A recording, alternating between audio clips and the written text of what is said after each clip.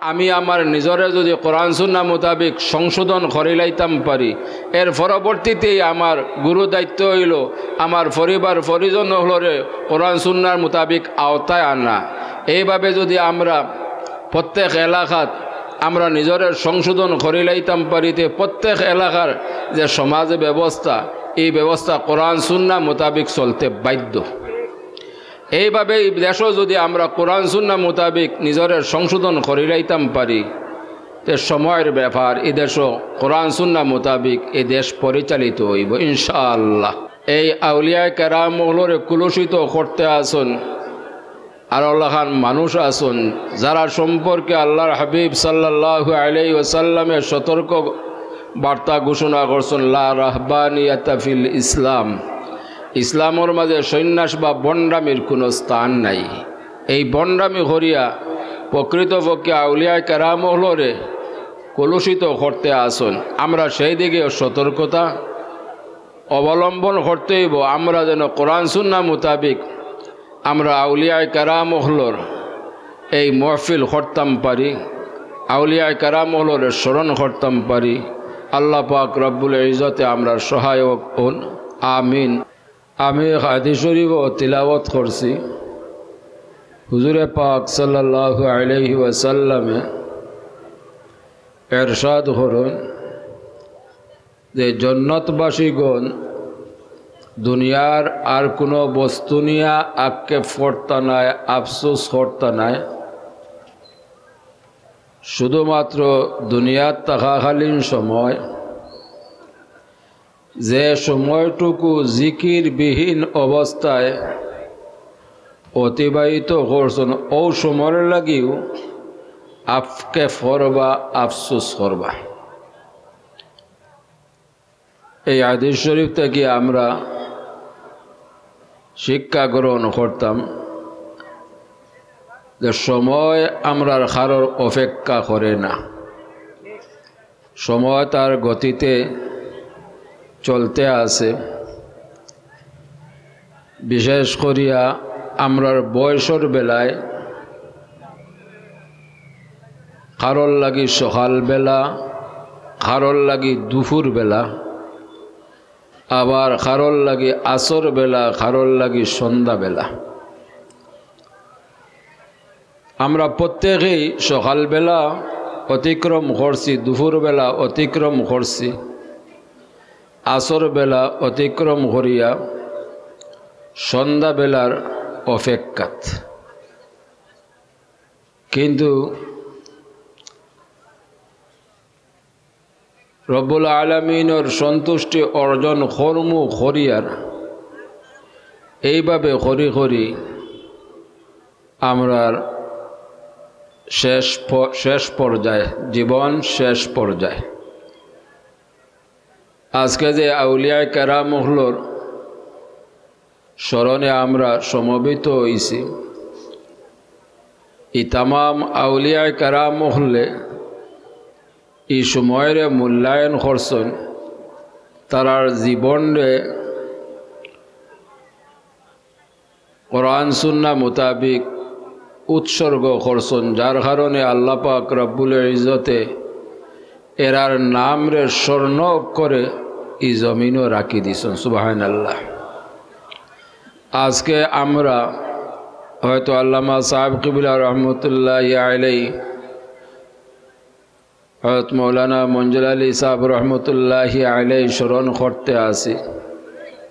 কিয়ামত পর্যন্ত প্রত্যেক আউলিয়ায়ে কেরাম হলরে আল্লাহর হাবিবর উম্মত হলে স্মরণ করতে বাধ্য।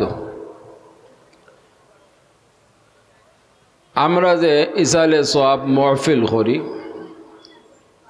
এই ইসালে সওয়াবর অর্থ হইল পুণ্য পৌঁছানো, অর্থাৎ যারা দুনিয়ার সফর শেষ করিয়া অন্ধকার কবরবাসী ওই যায়, এরার রুহ রূপরে আমরা যারা জিন্দা আছি আমরা সওয়াব রেসানি করি, নেকি দিয়ে ইয়াদ করি। আর এই নেকি দিয়ে ইয়াদ করার কারণে আমরা উভয় উপকৃত হই। যেমন হুজুরে পাক সাল্লাল্লাহু আলাইহি ওয়াসাল্লামে ইরশাদ করুন, আকসিরু যিকরাহা যিল্লাযাতিল মাউত, তুমি তাই বেশি বেশি করি সেই মৃত্যুর কথা স্মরণ করো যে মৃত্যুর কথা স্মরণ করলে দুনিয়ায় স্বাদ বিনষ্ট হয়। তো বর্তমান সময় আসলেই কঠিন সময়, ফিতনার সময়, যার কারণে আমরা সতর্কভাবে সামনের দিকে অগ্রসর হইতে হইব। কারণ আল্লাহ পাক রব্বুল ইজ্জত আলিমুল গায়ব, সর্বসময় লাগি আল্লাহ পাক রব্বুল ইজ্জত অবগত, বিগত সময়, বর্তমান সময়, পরবর্তী সময়, যার কারণে আল্লাহ পাক রব্বুল ইজ্জতে ১৫০০ বৎসর আগে কোরআনুল কারীম ঘোষণা দিয়া রাখছেন যে মা আগনা আন্নি মালিয়া হালাকা আন্নি সুলতানিয়া। এটা বর্তমানে আমরার উপরে প্রযোজ্য, কারণ আল্লাহ ঘোষণা করা আমরার বর্তমানের হালতর উপরে যে আমার অর্থ, আমার সম্পদ, আমার কোনো কাজও লাগতো না, বরংস আমার হুকুমই আমার ধ্বংস করব। বর্তমানে বাস্তবিকতা তাই, যার কারণে আমরা সতর্ক অবস্থায় যদি জীবনযাপন না করি তাহলে দুনিয়ার জিন্দেগিও বরবাদ হইব, আখিরাতের জিন্দেগিও ধ্বংস হইব। আমরা যদি আউলিয়া কেরামহলরে অনুসরণ করতাম পারি তাহলে এই অনুসরণ করা হইব কোরআন এবং সুন্নাহরে। এর মাঝে ফিতনার যুগ আউলিয়া কেরাম সম্বন্ধে ভুল বুঝাবুঝি হয়। যেমন যারা আউলিয়া কেরাম বা ফিরসাব হওয়া হয়, এরারে বুঝানি হয় যে এরা কোরআন সুন্নাহর কোনো জ্ঞান রাখই না, নাউযুবিল্লাহি মিন যালিক। কিন্তু যারা প্রকৃতপক্ষে আউলিয়া কেরাম, এরা সর্বপ্রথম উলামায়ে কেরাম, এরা সর্বপ্রথম কোরআন সুন্নাহর জ্ঞান হাসিল করেন, এর পরবর্তীতে এরা মেহনত করেন, রিয়াসত করেন, আল্লাহ পাক রব্বুল ইজ্জতে সেই নিয়ামত এরারে প্রদান করেন। বলে কি আউলিয়া কেরাম হলরে অনুসরণ করা মানে হইল কোরআন সুন্নাহরে অনুসরণ করা। হুজুরে পাক সাল্লাল্লাহু আলাইহি ওয়াসাল্লামে ১৫০০ বৎসর আগে ভবিষ্যৎবাণী করিয়ে গেছেন। সেই ভবিষ্যৎবাণীগুলা সময় সময় প্রকাশ পাইতে আছে, দৃশ্যমান হইতে আছে। এগুলাও আলামতে কিয়ামত। আল্লাহর হাবিবের সতর্ক করছেন, যার কারণে আমরা বিশেষ করে মুসলমান হলোর সবচেয়ে বড় দৌলত হইল দৌলতে ইমান আর দৌলতে আমল। বিগত জিন্দেগির ইমানদার মুসলমান হলে দৌলতে ইমান রে কামিল রাখার কারণে, দৌলতে আমল রে পরিপূর্ণ রাখার কারণে যত ধরনের চক্রান্ত করা হয়েছে, যত ধরনের ঝড় তুফান আইছে, এই দুই হাতিয়ার দ্বারা এই তামাম চক্রান্তি হলরে নস্বাত করছেন, দুলিশ্বাত করছেন। কিন্তু বর্তমান সময় আমরা দৌলতে ইমান দুর্বল হওয়ার কারণে, দৌলতে আমল অপরিপূর্ণ হওয়ার কারণে আমরা বাংলাদেশ 96 থেকে 97% মুসলমান থাকা সত্ত্বেও আমরা দেখতে আছি যে মুসলমান হলর আওলাদ হল প্রকাশ্যে পবিত্র ইসলাম ধর্ম ত্যাগ করিয়া নাস্তিকতা গ্রহণ করতে আসো। এই চক্রান্ত নিত্য নতুন নাই। এই চক্রান্তগুলা হুজুরে পাক সাল্লাল্লাহু আলাইহি ওয়াসাল্লামর সময় থাকিয়া কাফির, মুশরিক, ইহুদি, নাসারা, মুনাফিক হল একত্রিত করতে আছে। কিন্তু বিগত জিন্দেগি পর্যন্ত মুসলমান হলে এগুলারে প্রতিহত করছে এই দুই হাতিয়ার দ্বারা। বর্তমানে এই দুই হাতিয়ার দুর্বল হওয়ার কারণে এই কাফির মুশরিক ইহুদি নাসারা মুনাফিক হল সফল হইতে আছে, যার কারণে আমরা সেই দিকে লক্ষ্য রাখতে হইব। বিশেষ করিয়া আল্লাহ পাক রব্বুল ইজ্জতে ১৫০০ বৎসর আগে সতর্ক করিয়া ঘোষণা দিয়া রাখছেন, ইয়া আইয়ুহাল্লাযীনা আমানু কু আনফুসাকুম ওয়া আহলিকুম নারা, হে ইমানদারগণ, হে মুমিনগণ, নিজেদের পরিবার পরিজনদেরকে জাহান্নামের আগুন থেকে রক্ষা করো, হেফাজত করো। আমরা যদি এই বিষয়ে গাফলতি করি, অবহেলা করি, তা আপনার আমার যত ইবাদত বন্দেগী তা হোক না কেন, এই ইবাদত বন্দেগী আল্লাহর কাছে কবুল হইতো নাই, মঞ্জুর হইতো নাই। কারণ আপনার আমার পরিবার পরিজন হল আল্লাহর পক্ষ থেকে নিয়ামত স্বরূপ, যার কারণে কাল কিয়ামতের ময়দানও এই নিয়ামত সম্পর্কে আমরা প্রত্যেকে আল্লাহর কাছে জবাবদিহি করতে হইব। তখন আমরার কোনো জবাব থাকতো নাই। যার কারণে আমার শেষ কথা, শেষ আহ্বান, আমরা যেন এই কঠিন সময় আমরা আগামী দিনের প্রজন্ম হলরে কোরআন সুন্নাহ মোতাবিক সুশিক্ষা প্রদান করতাম পারি, কোরআন সুন্নাহ মোতাবিক এরারে লালন করতাম পারি, কোরআন সুন্নাহ মোতাবিক এরারে সামনে দিকে অগ্রসর করতাম পারি। এই দেশও 97 থেকে 98% মুসলমান থাকা সত্ত্বেও এই প্রত্যেক মুসলমান হলোর ইমানের দাবি হইল এই দেশও কোরআন সুন্নাহ মোতাবিক পরিচালিত হোক, ঠিক কিনা? কিন্তু এগুলা বাস্তবে রূপ দেওয়া খুবই কঠিন। এটাই আমরা স্বপ্নই তাকিয়ে যার।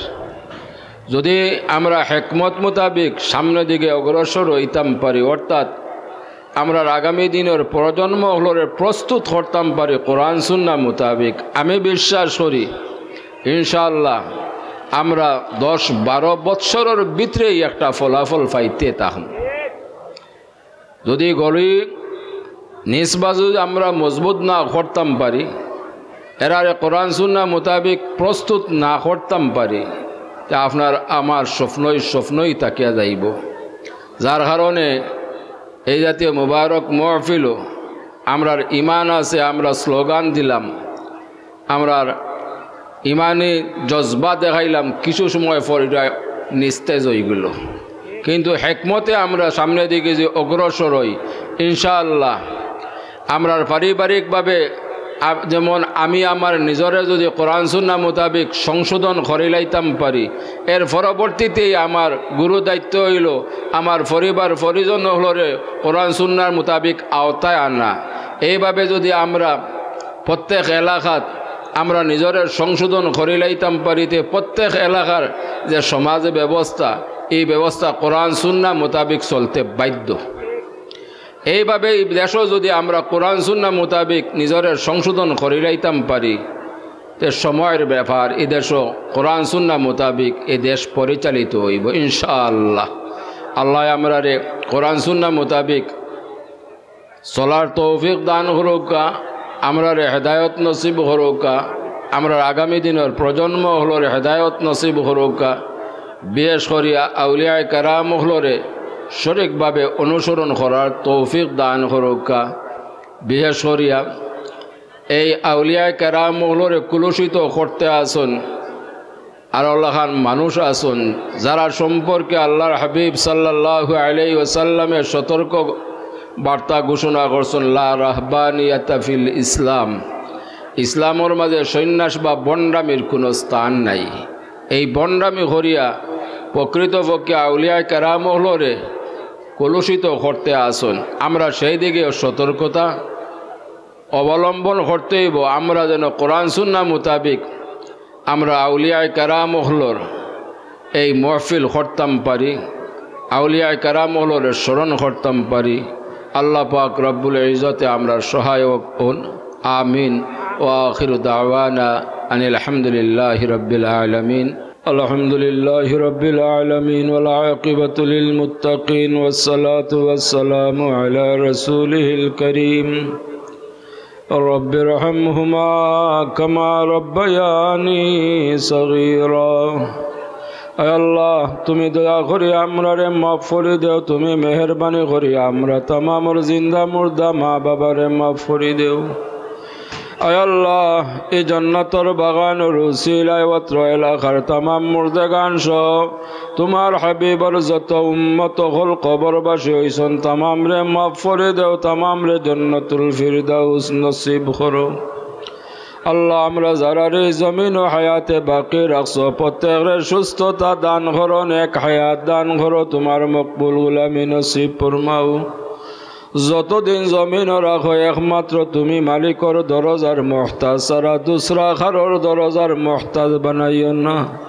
আয় আল্লাহ খাস করে আমরার ভাই বিরাদর বাচ্চা কাচ্চা যারা বিদেশ বাড়িতে আছেন তারারে সহি সালামতে রাখো সুস্থতা দান করো নেক হায়াত দান করো হালাল রোজির দরজা খুলি দেও খাস করে ফর্নেওয়ালা হলোর সিনারে খুলি দেও মকসুদে মঞ্জিল পৌঁছাইয়া দেও तमाम परीक्षार्थी अगलरे बेहतरीन कामयाबी नसीब फरमाइया तमाम और माँ बाबार कलिजारे ठंडा करी देव आय अल्लाह ए मुबारक महफिल प्रथम थेके शेष पर्यन्त तुमी कबुल और मंजूर फरमाओ अल्लाह तुम्हार मकबुल वली अगलर रूह मुबारक ई महफिलेर उपरे आमरा प्रत्येकेर उपरे खुश करी देव ओगुरोर उसिलाय आमरार दुआरे कबुल और मंजूर फरमाओ आय अल्लाह मुबारक महफिलर पक्ष थेके लक्ष कोटी सालात व सालाम सोनार मदिनाय पहुँचाइया देव तुम्हार हबीबर रूहे पाक आमरा तमामर उपरे खुश करी देव खास करी आमरा तमाम बीमारी ओगलर बेमार दे आमरार बेमार दे तुम्हार दारु शिफा थेके शिफा आजिला फरमाओ এই মুবারক মাহফিল তোমার যত বন্দার বান্দি হলে দেশ বিদেশ থেকে সাহায্য সহযোগিতা করছেন তামামর সাহায্য সহযোগিতারে তুমি কবুল আর মঞ্জুর ফরমাও এই মুবারক মাহফিল তরক্কির সাথে কিয়ামত পর্যন্ত তুমি জারি আর বাকি রাখো اللهم صل على سيدنا محمد صلاة دائمة مقبولة تؤدي بها الحق العظيم وأفوض أمري إلى الله إن الله بصير بالعباد بفضل سبحان ربك رب العزة عما يصفون وسلام على المرسلين والحمد لله رب العالمين آمين آمين السلام عليكم